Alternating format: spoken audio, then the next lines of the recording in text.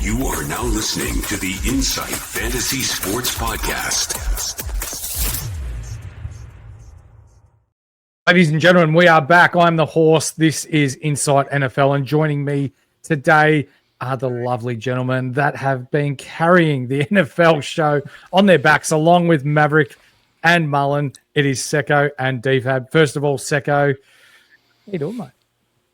Good to be back, mate. Good to be back to talk some SuperCoach and get into some more nitty gritty about some of the helping you guys dominate in week 2.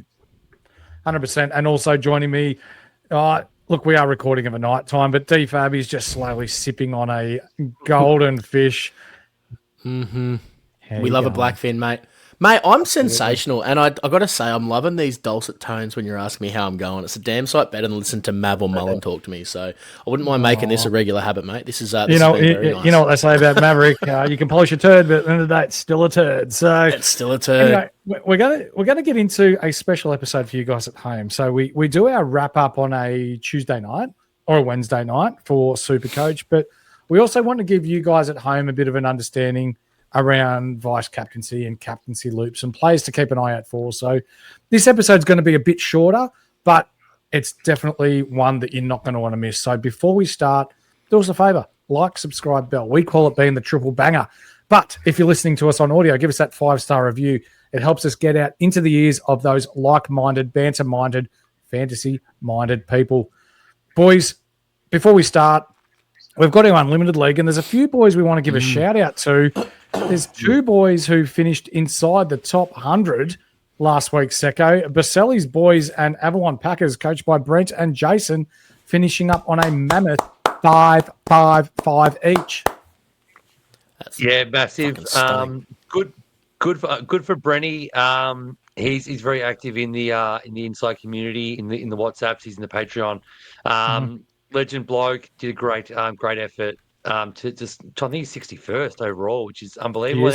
And Jason tied, obviously, both there. So amazing work. Hopefully, you guys set the foundation. You guys can push on to bigger and better things. Absolutely. Gridiron coming third, 553. This is the year, coached by Connor, 553 as well, and No Idea 7, coached by Anthony, 544. So some monster scores there. A few of those lads are within our Patreon.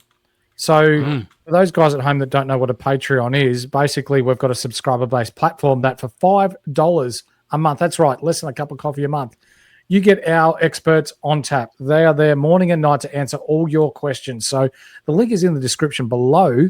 Click that, join up, and ask away. They are there for you to use at your will for the entirety of the NFL season to help you win your leagues. Now, that's our Unlimited League, but what we're going to do now is we're going to just touch on a couple of injuries and who we could look at to replace them. D-Fab, I'm going to go straight to you, mate. There's 4 big ones here. It's Brock Bowers from the Raiders. It's Georgie Kittle from the 49ers. Xavier, I am not worthy. And Drake London from the Dirty Birds. Yes. How is their status looking, and are we looking to trade them out? Look, my biggest concern right now, I kind of alluded to it in last night's episode, the primo tight ends. So looking at Brock Bowers, but specifically George Kittle, he's on IR. Both guys with essentially soft tissue or ligament injuries. So I'm pretty worried, and I'm going to try to trade one, if not both, out if I can. I'm pretty hesitant to burn 2 trades week 1, knowing that we've got, 1.2 trades a week throughout the entire season. I don't want to be burning any if I can help it this week. But Kittle's probably my top priority to move out if I can. Most of us will have a Tyler Warren or someone like that sitting on our bench, and if we do, great. You've got someone you can start, and you can kind of keep your pennies and go about it that way. But if I had to move them out and bring someone in, I'm probably backing a Travis Kelce or someone, kind of take that discount at his price point. He's slightly below the primos, or a Kyle Pitts, someone that kind of they're looking slightly below that, top tier, and have really high, what I believe to be really high upside. It's pit season, baby. Just ask Pit Mullen. season, baby. Loves Ask it. Secko, when we're talking players that we could have potentially missed, so I understand that it is week 2. There's no price rises. We get a look at the whole league for another week before we have to take into account any form of price rises across SuperCoach. There's quite a few players to keep an eye on, mate. Who would you think would be your top 3 or 4? Yeah, obviously the biggest one I think is Egbuka. He scored 42 points minus 27 break even. So if you went a little bit fruity and you decided to start Golden and Hunter in your bench spots over Egbuka or just thought against it, don't overthink it. I'm not sure if this week's the week to be making a change, but regardless, if it's not this week, it's next week. He's going to have a very, very, very low or very high negative break even, regardless of what he does this week. But if he has a big week this week, it's going to be massive. So he's going to be the one you want to get on. It may be smart to use a trade on him now if you've had someone who probably didn't pop off as much, so you don't have to wait. There might be injuries next week. You might not be able to bank to have 2 or 3 trades next week. So it wouldn't hurt to go him if you missed him. The other option is a bit of a weird one. We spoke about it last night on the pod. Harold Fadden for the Cleveland Browns. Tight end eligible. Yep. Yeah, the Browns. Tight end eligible. Basement price 3.7 mil. He had a massive day. He had a slot. He's a big slot receiver. He's not really a tight end. So him and Njoku can coexist. But if you had someone like Loveland, for example, we don't necessarily love him. He was far below Cole Kmet snap share, and also routes run. He's probably going to be a slower burn. If you've got him, wouldn't be the worst idea to use a trade to sideways now, to get ahead of the trades needed for next week. But that's pretty much the guys. If you miss them, I wouldn't be touching quarterbacks. I wouldn't be touching running backs at this stage because there's nothing too glaring. Next week, we get a whole another week of data, a whole another week before price changes. So we do also have a boost. So we have 3 trades next week. If we use none this week, we can use a boost, do 3 next week. That's my suggestion if you can do that. But Igbuka and Fannin, if you want to make a change, go nuts. There is one that I want to ask you about, D-Fab, and I know you're a fan of this guy. Danny Dimes isn't going to make this guy look good every week, but it's Michael Pittman from the Indianapolis Colts. Are we keeping an eye on him, or was last week an outlier?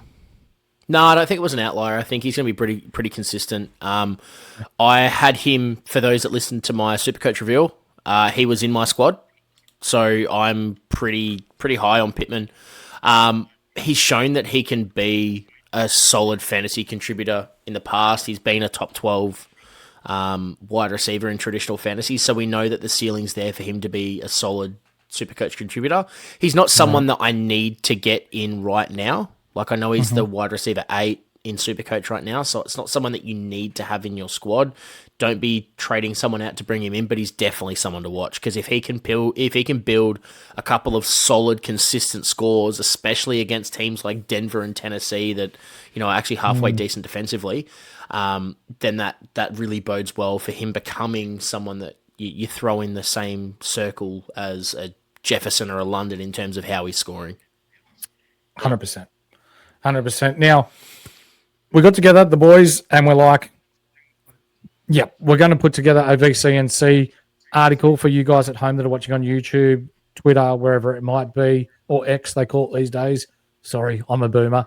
But, Secko, would you like to explain how looping works when we're talking vice captaincy and captaincy options in SuperCoach? Yeah, mate, yeah. So essentially we get, in all SuperCoach games, we get a free hit. Like we can have a choice. It's the vice captain, and if they go really big, we can choose to sub off a player for a non-playing player, and put the captaincy on them and get the vice captain score. Now, there's a couple of key principles to remember for this. You need to pick someone early as your vice captain before your non-playing player plays, so you have the chance to move them out and flip it around. And that does cause a few problems when, in this sort of format, you don't want to carry too many non-playing players. And in this format as well with NFL, a lot of the games happen at the same time, which means your options to be able to freaking change, like in AFL or NRL or BBL. They're different days, like the days after, or there's multiple days. And here, a lot of them play on the same day at the same time. So you're limited, and it's not as common to loop in this format. Having said that, we've got some injuries potentially coming up. That's also something to think about if you're looking at, which we mentioned last night. If they're injured for 1 week only, they might be more like a hold. If they're 2 weeks or more, you might want to trade. It could be part of you thinking about whether you hold or trade for this week. A loop may be handy. Say Brock Bowers is out for the week. He's playing the last game of the week. You can pretty much vice captain anyone, and flick him on and out for another late player. So your options are endless there. You'll open up a lot more. But essentially, vice captain has to be early playing. If they go big, find a way to get them get their score doubled. Being that we are in Australia and we get the chance to see them on Thursday, but then the next game doesn't start till about 3 a.m. on Monday morning, is it easier for us, D-Fab, to try and start our loops or have our loops on a Thursday night game where applicable? Yeah, I think you got to be really selective. Like, I think unless you're a certified sicko like us here at the Insight family, if you're up at 3 a.m, then you can, or you're up at 2:30 in the morning, Australian Eastern Standard Time, to try to make these pivots and make those adjustments and stuff like that. If you're trying to loop someone at a 3 a.m. game, kind of assess where they're at halftime and then make that switch before the 6 a.m. slate starts, then yeah, there's a world where you can do it. But I think for the most part, for the vast majority of us that are going to consider looping, you're kind of restricted with the VC being someone in that Friday morning game, and kind of make an assessment over the next 48 hours. Do we stick with this? Do your research, see who that other person could be, and then make a judgment call before the Monday morning slate starts. Or if you were to do a VC on a early morning game and then your captaincy option on a Monday, maybe that might work as well. Yeah. So yeah. In saying that, I'm going to throw it to you first, Secko. Who's your vice captaincy pick for this week? Yeah, so again, it all depends on if you've got that loop and when they play. So I know a common loop last week was Baltimore's backup kicker, but the problem is they play at the 3 a.m. or the 1 p.m. Sunday game in America. So your options are confined to the Packers and the Commanders game, which limits a lot of your opportunities, because in the SuperCoach format, there's probably only a handful of guys, maybe 2 or 3 guys who are options there. Obviously, Jaden Daniels, if you started him, didn't have the greatest first week, he's definitely an option for you to have it, to put it on, because he's the kind of guy who can go big. Josh Jacobs is another guy, without thinking too much about it from the Packers lens. He could go big. Having said that, Commanders have gotten better and better at run defense. So ideally, you have someone a little bit later. If you're going to be VC looping, as I said, if Bowers is confirmed out, he still hasn't confirmed out at the time of this recording. But if he's confirmed out, you've got a Monday night option. You can pretty much VC a bunch of different guys who we can go through in that sort of that 1 p.m. Sunday American time, 3 a.m. Monday our time slate. The big guys from last year, we know them. Last week, Allen, Lamar, they're both in that time frame. Burrow, Chase, we've loved getting Chase in for his potential VCC appeal. He's the kind of guy who can score 60 as a wide receiver without doing anything crazy. And they're the main guys. There is one other guy I was very, very keen to think about, but I might let D-Fab take this as a potential Smokey C. I believe you own this man. Yeah, so I think the one you're referring to is Drake May. Yes, correct me if I'm wrong. Man. Man. I think his rushing up his rushing upside is sky high, and I think he's going to have a bit of. We mentioned it last night. I think they'll correct ship a little bit against Miami. I think last week's game by Daniel Jones was a really good indicator of what Drake May's ceiling could look like this week.